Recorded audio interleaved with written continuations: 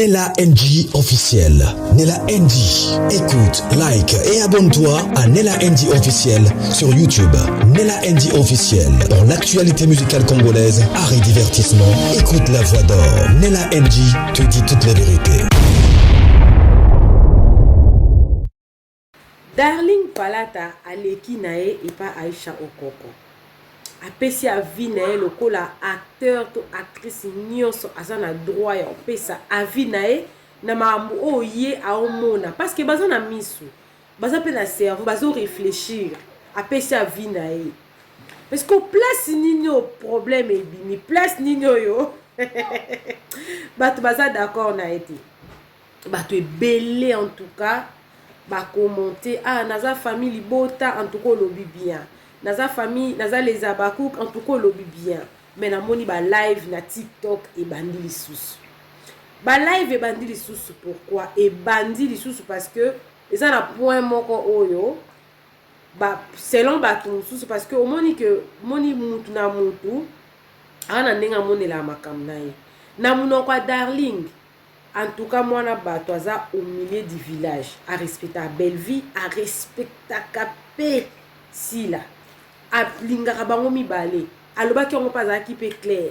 Parce que place nino bat ba sépélité, ils ont la place où à loba qui non, to komi divisé pour to koma ko banga ko beta même ma solo na ba tournage boye, ko beta ma solo parce que o yebité Mouninga nino aza déjà na disponibilité déjà ya ko enregistrer pour atteindre la groupe to atteindre na mutu moko songolo par là pour basa elango émission to komi ko banga to za lisu na sécurité te wana darling aza ki pe na raison ngana pese raison makasi parce que ba voice mususu ebima na ba réseaux sociaux notamment ba voice ba Jérémy na misusu ebima po anini po mutu moko ya mauvaise foi abimisi lisolo oyo tozoka 1000 toyoki yango 1001 fois lisolo ya sila oyo ayokaki Ursule na dina na bazotonga ye bayoka ngo parce que mutu moko abengaka ye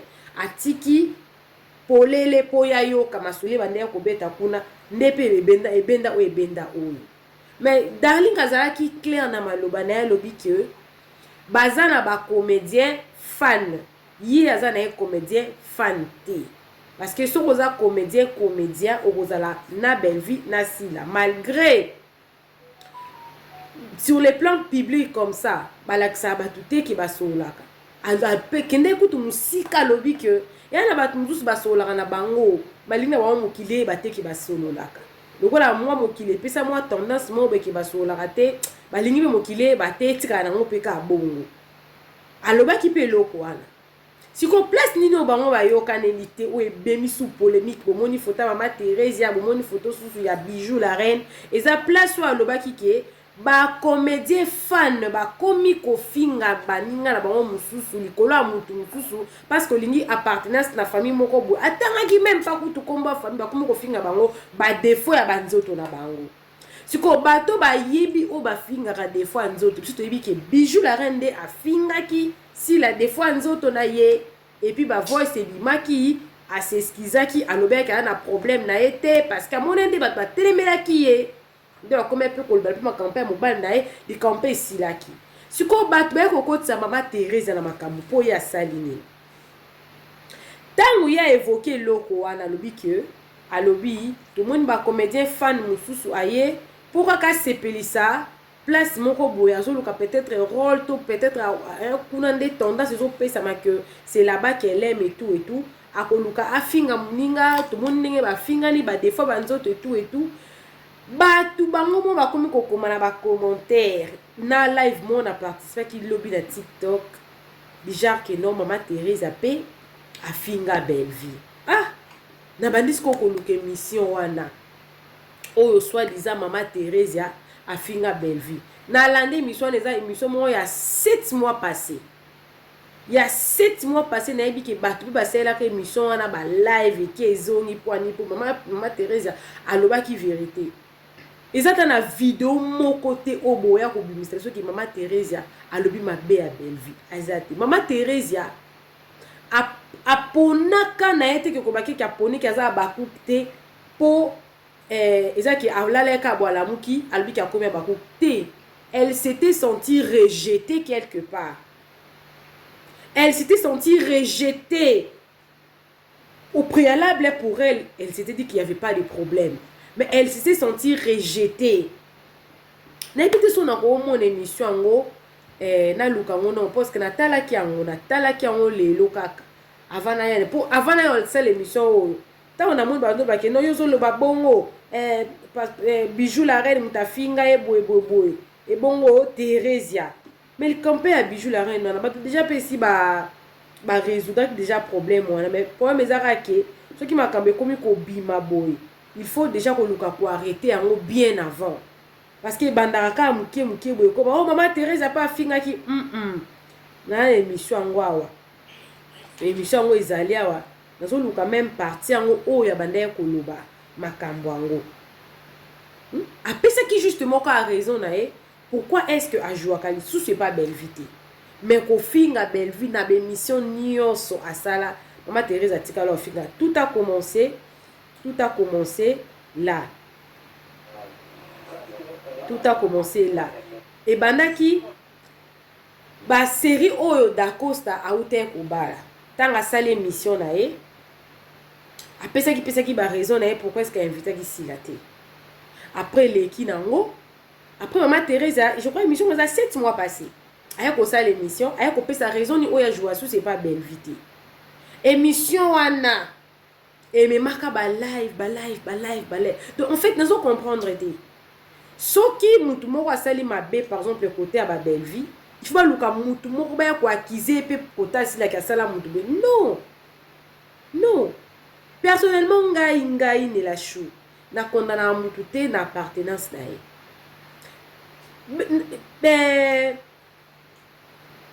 Darling.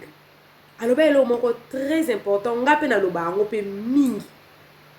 Na loba kelo kwa na trop na loba ngo concurrence ezala na musala batike la biso ba fan de to sala ba polémique. Mais entre bango ba comédien ba sala concurrence na musala na bango. Ba sala concurrence na banzoto te ba défaut te yango pe darling. Azalaki pe mécontente nango. Ya evoka ki yango pe. Sko mama Thérèse na makambwana ayo sanetini. Mama Thérèse na makambwana aye ko sala nini na kati wana boba sede ba live onde ba na TikTok bon et oya na YouTube.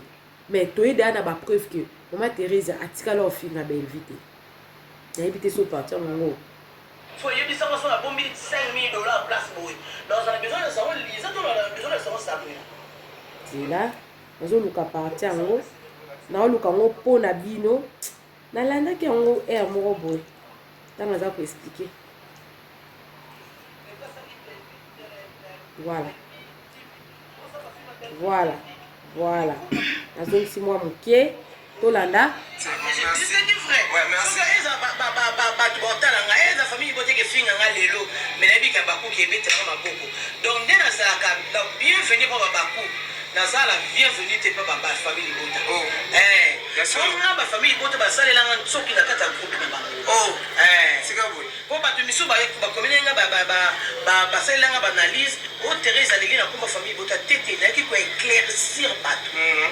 C'est que compte ça rendre les amis. Bon, nga siko personnellement compte à rendre wana nena ngana yeba yango.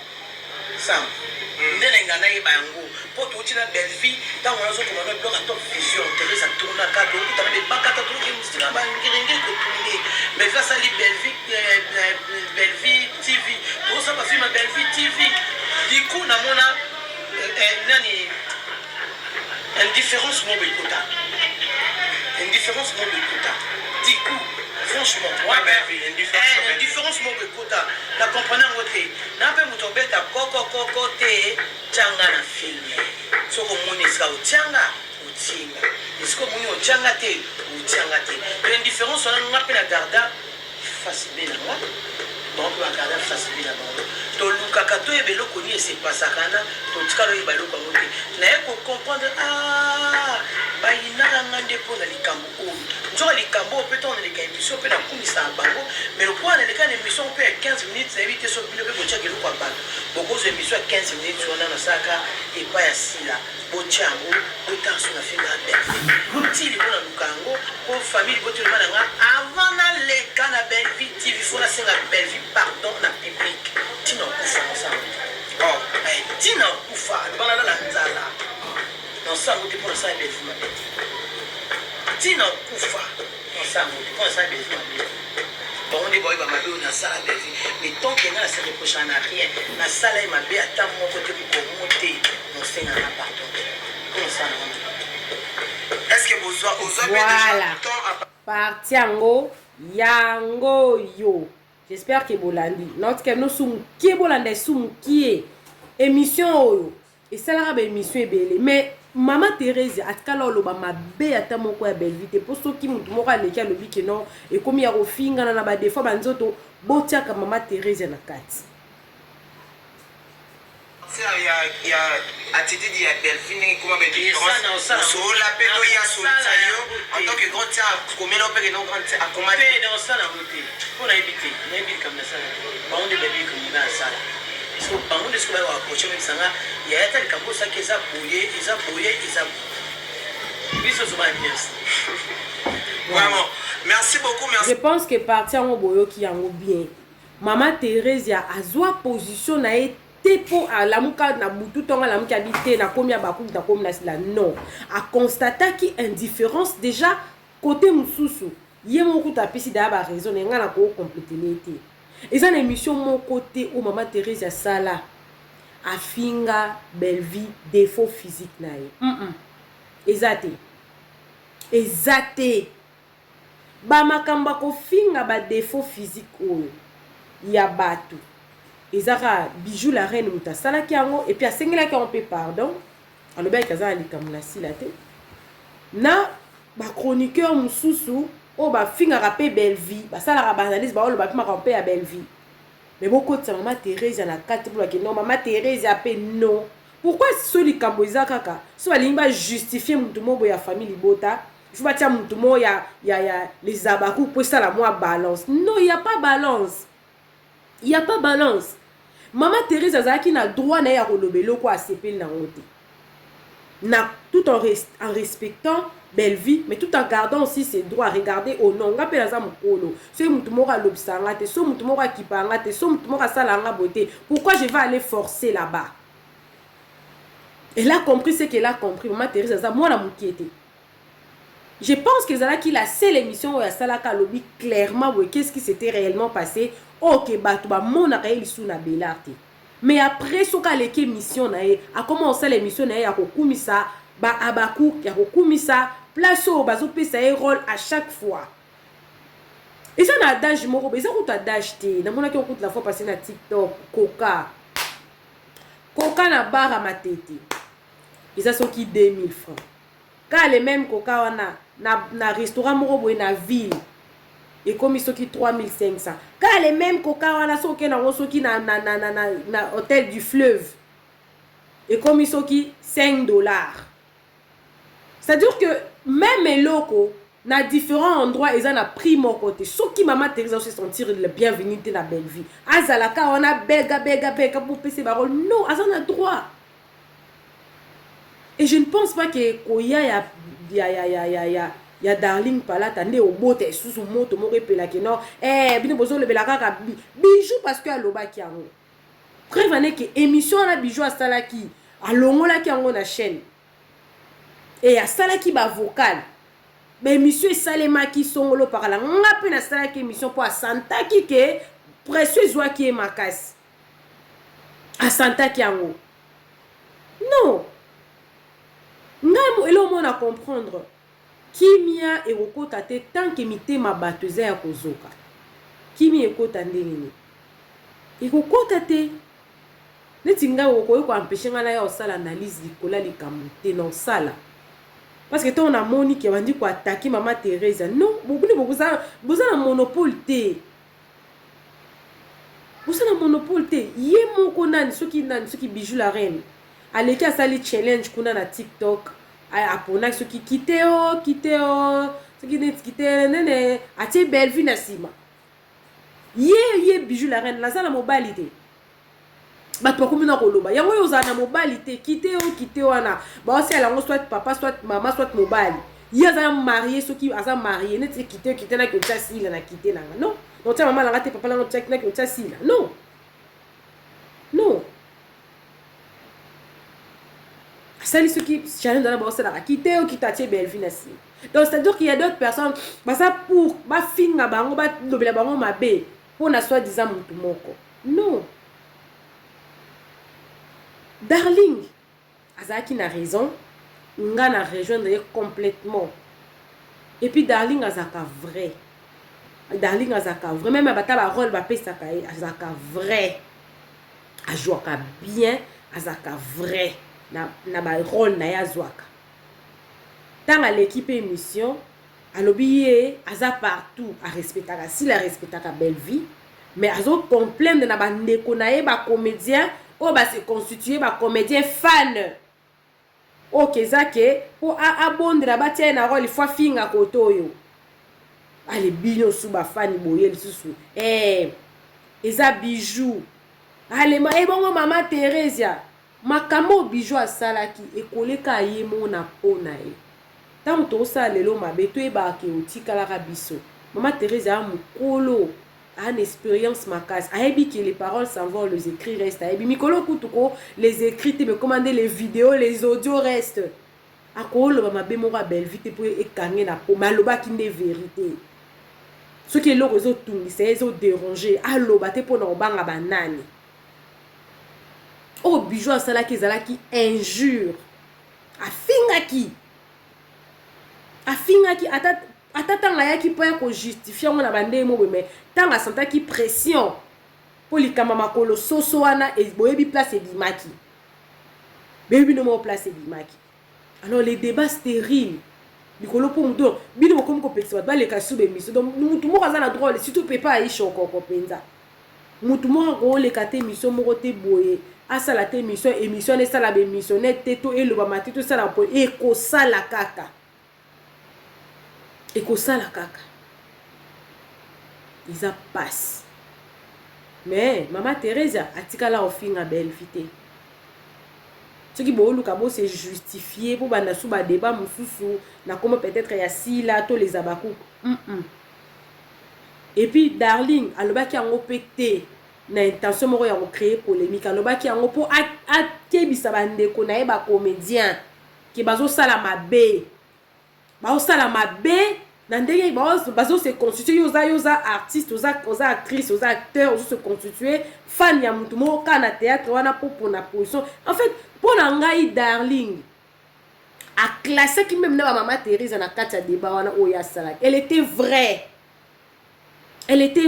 na ba dire na ye en plus Darling alobelaki kaka makambo wana te elle a parlé de sa carrière mon Dieu depuis nous sommes bolanda émission bolanda raté que mutalobeli carrière d'ailleurs lobeli vie ne bolanda ka place bomo la ke polémique ezokota de place na ne bino ndi boya kolanda non totombola musala ba comédien totombola mabete to tike loko eza mabe soki mutu moko ya Belleville afinga kisila aza comédien to lobele po aza comédien ya tant que to lobele mutopia to lebele mutu pia po en tant que comédien akobanda su ko manki mutu te pona mutu te botika polémique wana eza na biso ba fan ba analyste histoire comme ça entre le comédien quand un comédien dit quelque chose contre quelqu'un on va venir parler parce que bango ba ko ozala jamais acteur fan izala te Darling aza na raison mais ce que ça na mutu moko afinga muninga pona mutu nsusu boluka te ke izala ke ye pa finga ki te ma Teresa tika ofinga te atika la ofinga belle vite alobaki nde vérité que bata famille bota balobi avant ya zonga na bela e fois senga soki ba famille bota soki pada ba kipenga pe never do that I will never do that I will say pour na respect na ye alors senga pardon pour na makamini ya sali mais ça peut vérité mais est-ce que on les insulte pourquoi bon niveau changer makambo comme ça ka les insultes adam comme le roi a dictature mon bout to banda ko dicter ba to makambo bando ya ko dicta wat makambo mutako lo bate bo dicta ka pour ba sepelisa bino te neti ngabo na lingala nga muta dicta nga makambo te pona sepelisa ba fa na pour vanek na zo ba ma finge be na ba commentaire m'en fou toko banga pete ko ba ke mutu oya afinga clairement si la côté à Belleville ils a bijou la reine ils a mutu boyebi wana atangisaka mai na nzoto ko abaza na ba comédien ezaka bijou la reine na ba chroniqueur bino mo boye ba chroniqueur o basala bazo sala analyse ke ezongi boyebi bango pe bien mais soki darling ayo lo bango asa na droit ya lo bango ataki comédien ape na droit pe pe ça pe moi li lobane pe na ba kampo aza comédien muke pété beaucoup négliger pe darling te pas peu comédien na mukete a jouer bien comme un film bien a na carrière na ya bien et a bazo respecter Belleville azo respecter pesi là bango mi balé aza au milieu du village maman Thérèse ils a circonstance nde sala que côté qu'on on veut pas de moi je vais rester comme ça ils a pe droit na parce que circonstance c'est ça bon parce que yemoko a comprendre te ndenge ni ekoma bongo mais yemo ka pesi raison ndenge boki ndenge apesi raison na ye ngala ko kota na mutu nete pona asa mukolo donc a comédie moko ko le kate a sala analyse alobi ke botika ko finga mutu tel ba défaut boye so bo se sentir kaka ke boza fautif faut bo yi ale obimisi oblake koto non e mo bondi ma pe ke bo sali mabe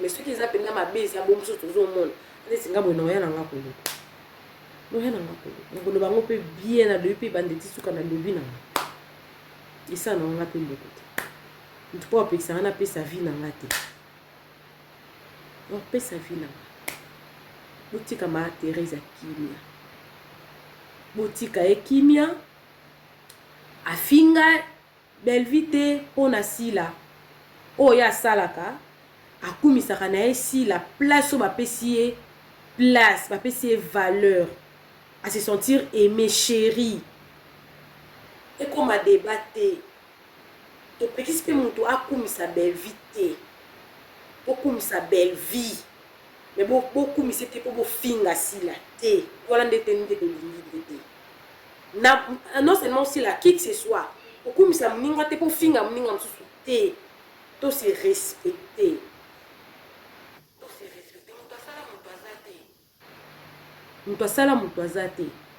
donc moi j'ai du mal vraiment à insulter mon telong mabe ta makolo boy na sala nani tant que na no kufite nzamba siso salote na lo bango mingi tant que na no kufite nzamba sisi ko salote oko buka lokolo ko tobokalisi oko tika pe loboko moko toyeba ko vena maloba mais quand il s'agit de se défendre il faut qu'on se défendre correctement. Parce que la dignité, la réputation, ça ne s'achète pas, ça ne s'échange pas, ça ne se discute pas non plus. Et quand il y a la vérité, il faut dire la vérité. Il ne faut pas venir avec le mensonge pour camoufler la vérité. Tu vas tout nier sur la télé, mais les bijoux la reine. Na ba yi boutouane. Combien de fois yi boutou manka si la respect? Ba kobetox. Ba j'ai maïbel. Émission ceux qui bijoux la reine. C'est là qui pas j'ai maïbel. Tata uyong to linga olexa mutu po asala muninga musuma be oza complice nango ubimsa mama Thérèse na makambwana azate darling pe albaki on ndenga mabe albaki on pona ko pekisa kiza mabe ba comédien fan botika to ba bobunda na ndenga musala na bino et ozala bien makasi. Je pense que le message est passé. Pour ceux qui continuent, on a les sous, on a nos preuves vite. Mais ceux qui l'ont le audio, auto qui bijou la reine dans le blanc, on a les filles, non y a non pesali, ils savent pas la chaîne ébélée, ils appellent comme coucou à tous les nés la chou, les nés la cœur, les nés la love et bienvenue à tous mes nouveaux abonnés, c'est-à-dire que tu es nouveau sur ma chaîne. N'hésite pas de t'abonner, de cliquer la cloche de notification, aimer la vidéo, commenter et surtout partager la vidéo. Tu as besoin de publicité, de promotion en tout cas, de sponsoriser aussi ma chaîne. Tu veux sponsoriser dans la NG officielle, n'hésite pas de me contacter. On avait changé d'ailleurs le numéro depuis notre ancien numéro pour des raisons techniques. On est obligé en tout cas de changer les numéros. Contactez-moi sur ces numéros ici et nous allons bien parler. Bisous, bisous, que Dieu vous bénisse. Bye.